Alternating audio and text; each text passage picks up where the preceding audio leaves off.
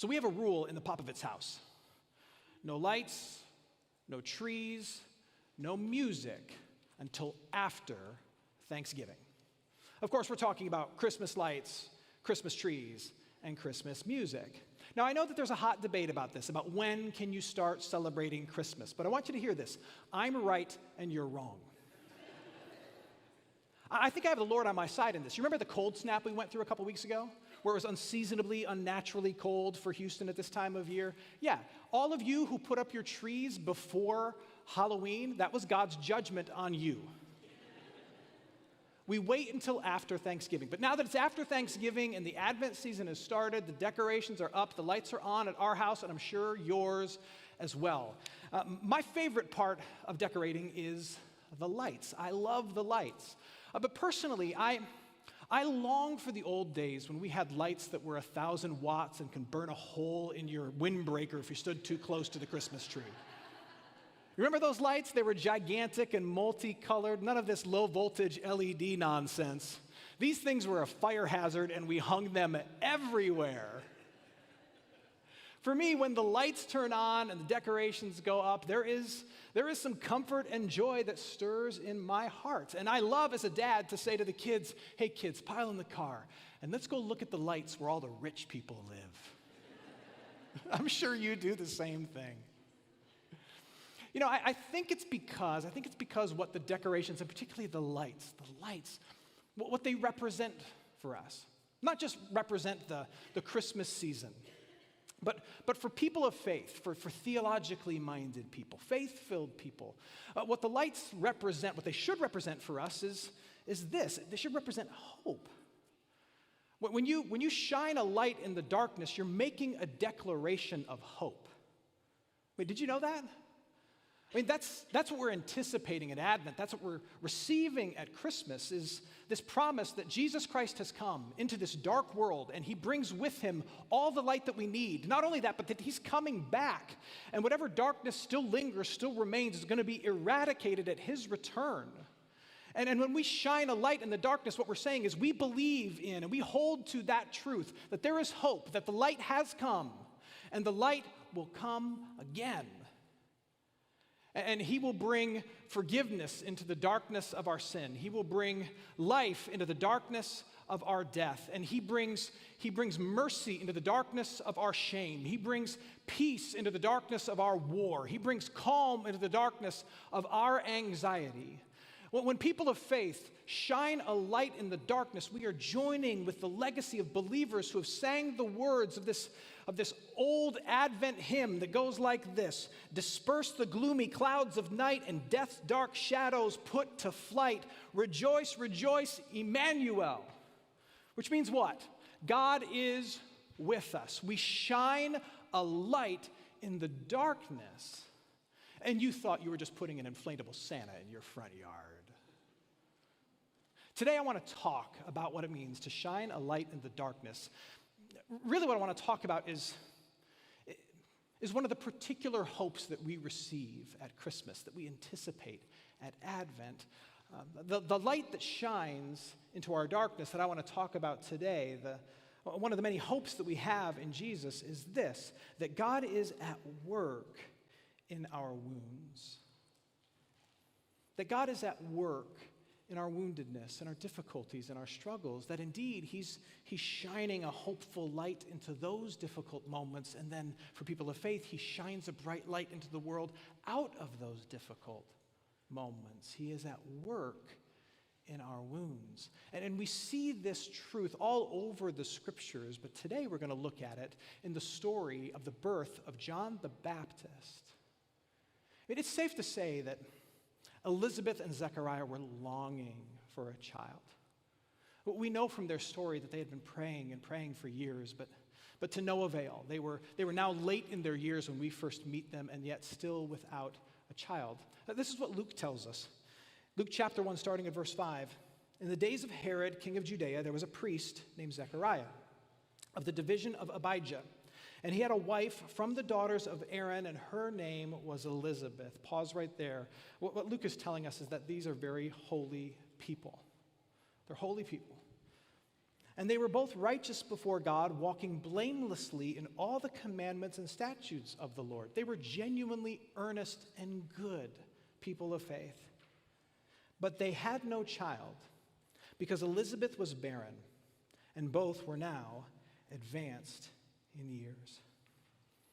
In other words, Elizabeth and Zechariah were good, faith-filled people. They were people who did all the right things, thought all the right things, lived in all the right ways, and yet they were, throughout their entire life, being denied the simple, beautiful ask to have a child, to build their family. And I have to imagine that that was a source of deep, deep pain for them. That was a deep wound for them. There are many ways in which the darkness of this broken world looms over our lives. There are spiritual difficulties, we have physical difficulties, we have financial difficulties, emotional, all kinds of things. But I tell you, and some of you know this all too well from personal experience, the difficulty, the woundedness, the darkness that seems to loom over you when you are struggling with infertility is of a depth and kind that is almost unmatched. It is a deep wound and a heartache, is it not? And you think to yourself, man, I feel like I've done all the right things. I feel like I'm a good enough person. Look at all these other weirdos who have kids, and why can't I? You think these things. Why did they get one and I don't? Where is God? He feels so absent and so far away, and that's the wound that they are carrying.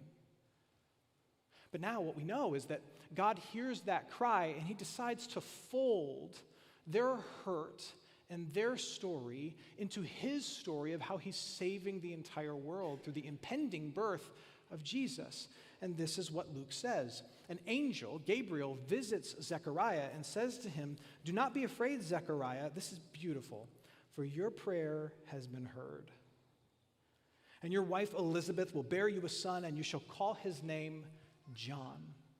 And you will have joy and gladness, and many will rejoice at his birth, for he will be great before the Lord." I love that. Don't be afraid.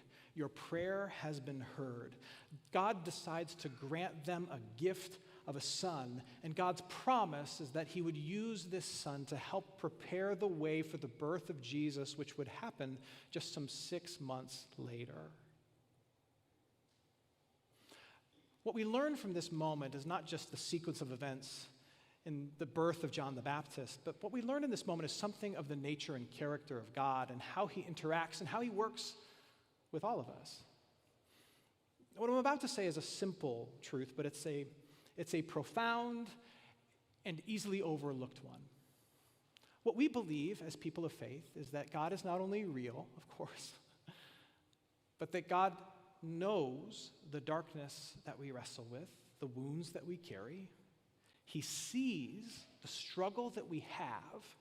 He hears us when we call, and he answers us. He knows, he sees, he hears, and he answers. Now, will he always answer in precisely the way that we want? No. But does he always answer? Yes, he does.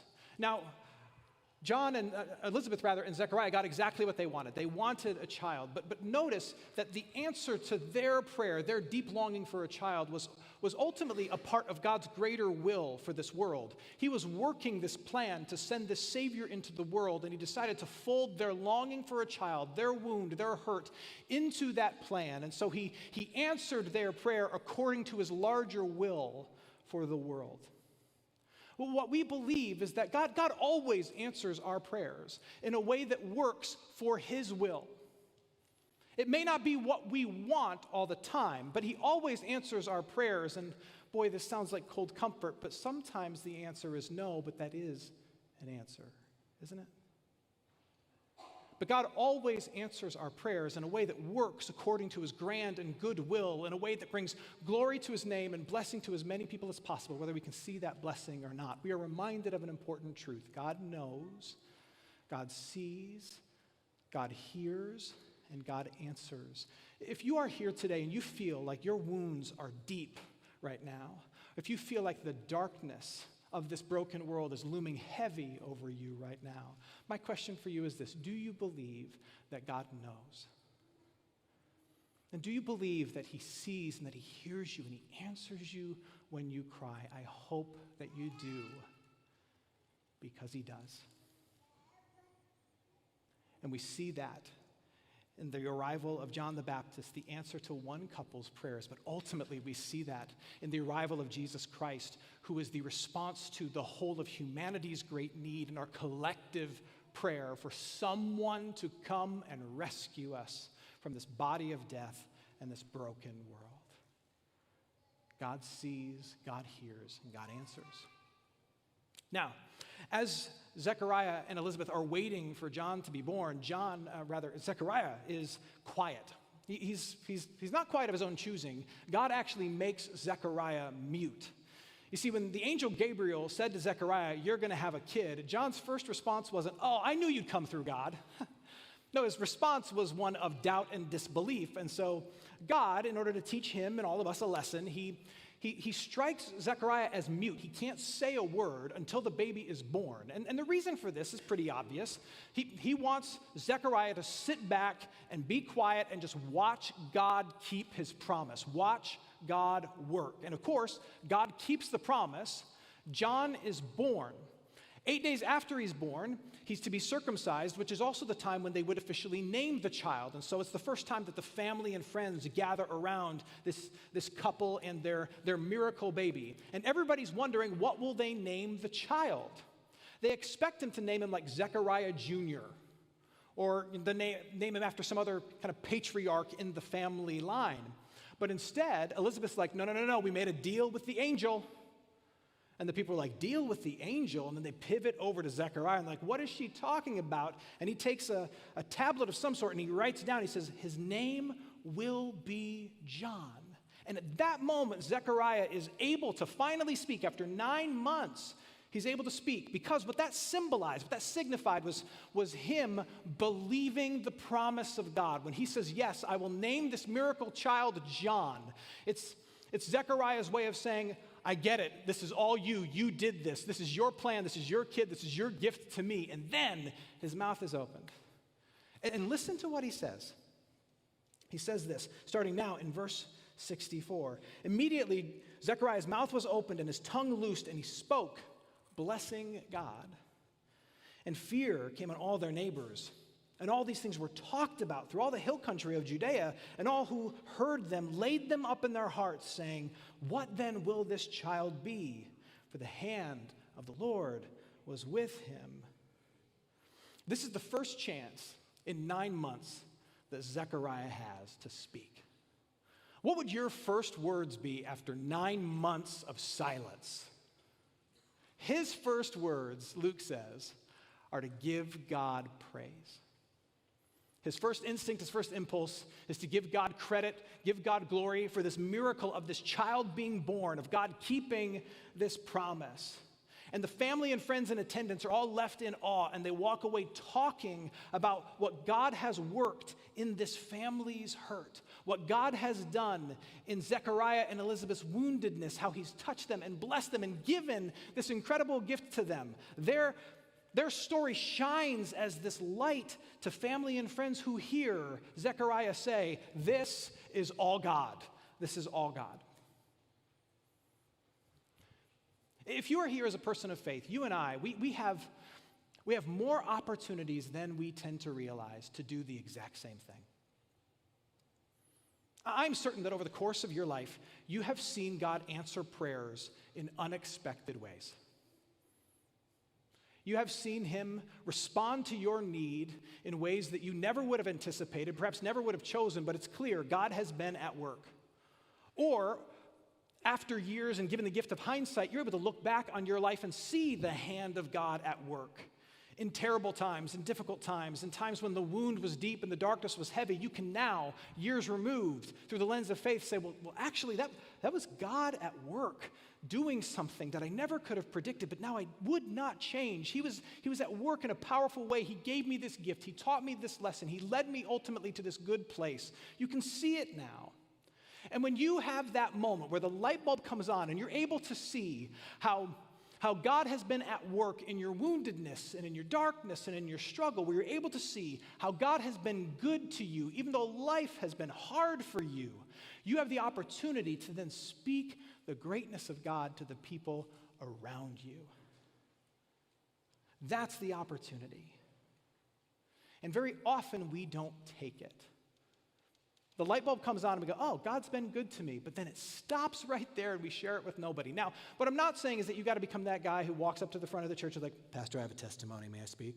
You don't have to be that person. You don't have to make like a series of TikTok videos about how God worked in your life. If you want to, go for it, but go for it. Here's what it looks like. There are people around you who need to know how God has been at work in your woundedness and your darkness, because it's going to shine a light into theirs. And these are people that you live life with, that it's easy to have conversations with. Does your spouse know that you believe God has ultimately been faithful to the two of you, even though there's been hardship between you? Do your kids know about how God brought something good out of something bad, how he gave you a blessing by leading you through a burden? Do your kids know that story that you've kept to yourself? Does your coworker, who's got a mountain of troubles all his own, does he know your story of God's goodness and faithfulness in your time of darkness and in your deep woundedness? Do they know at all? One of the questions that I think it's good for people of faith to try and instinctively ask, whenever the light bulb comes on and they go, oh, God's been good to me, ask this question: who around me needs to hear of the goodness that God has shown to me? Who around me, in close proximity to me, needs to hear of the goodness that God has shown to me? Not in a braggadocious way, not in an arrogant way of like, look, God's been so good to me. Better than he is to you, let's hear about it. Not that way.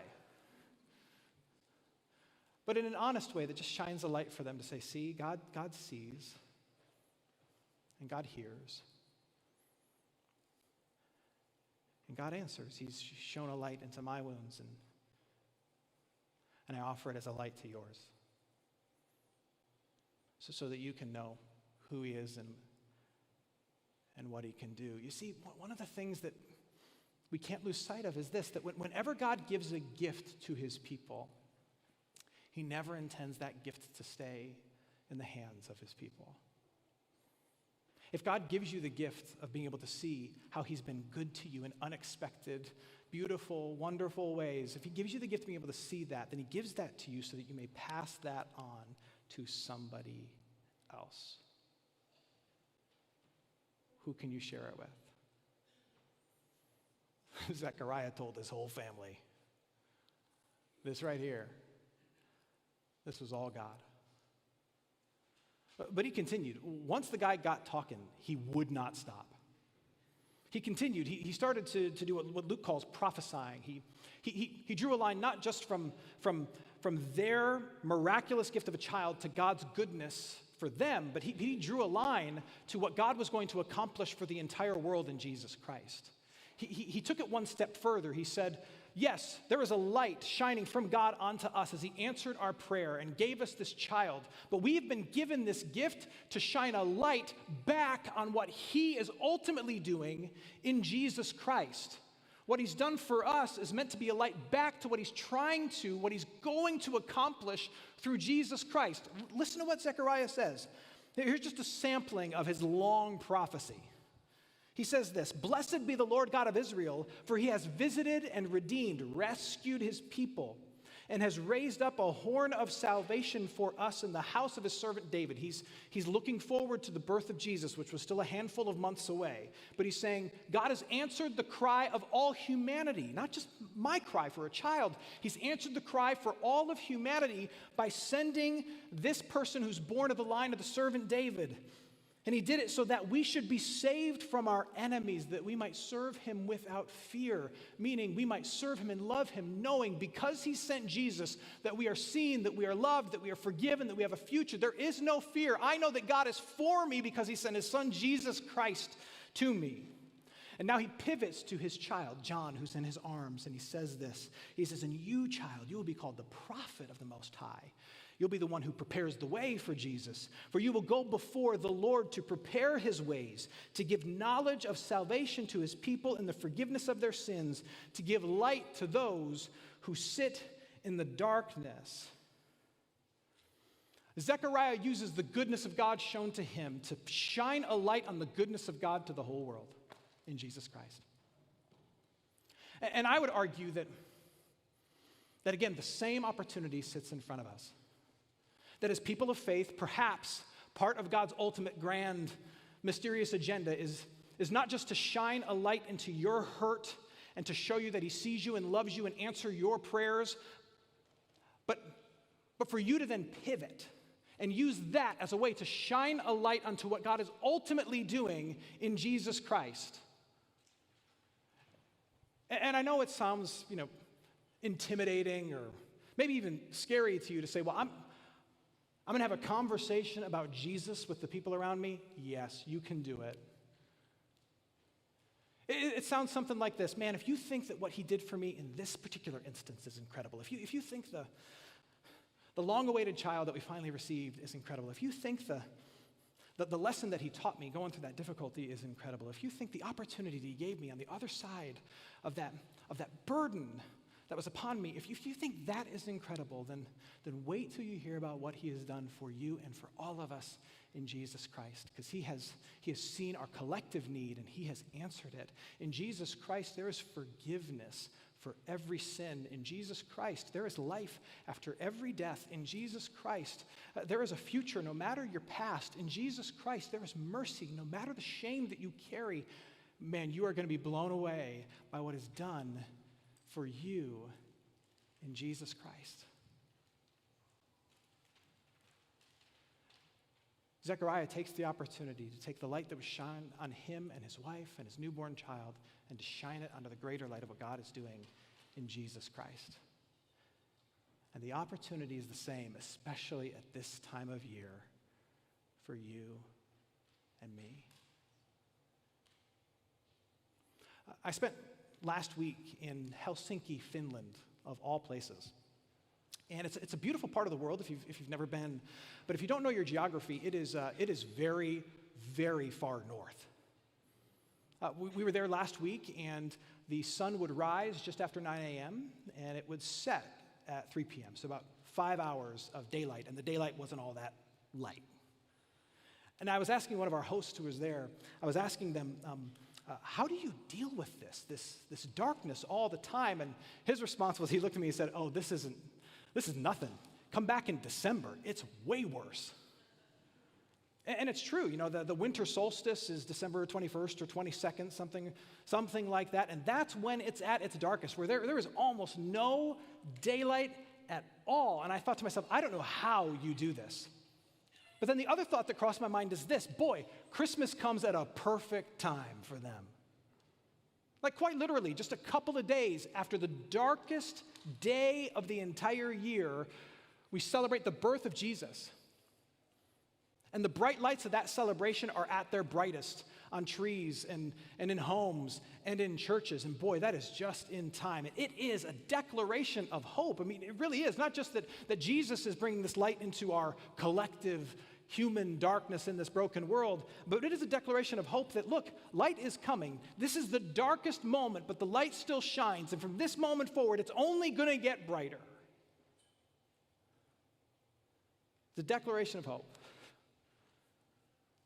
in a dark place.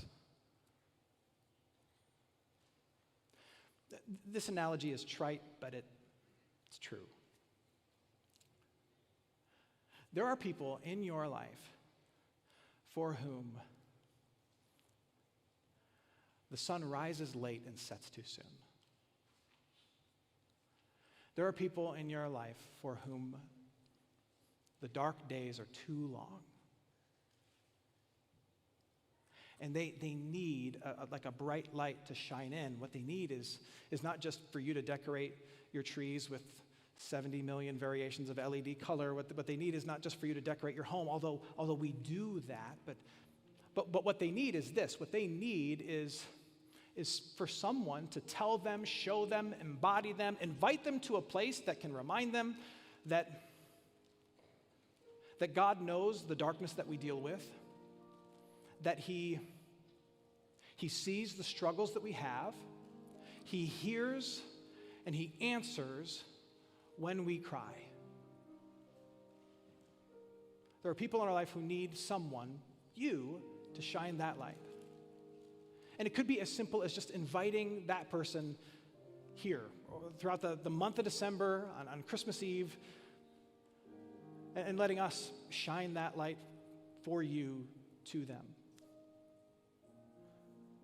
But if God has given you the blessing of shining a light into your woundedness and showing you how He's been good to you all along, then His desire is for you to not leave that with you, but to share that with somebody else and point it ultimately to Jesus so that they might see the bright light that shines for all of us. God is at work in your wounds to shine a light of His goodness to you, but of His goodness to all of us in Jesus Christ, to the people around you. That's what He's at work, and that's what He's doing. And I know you think, well, where do I begin? Where do I begin? But think of it like this. It's just as simple as this.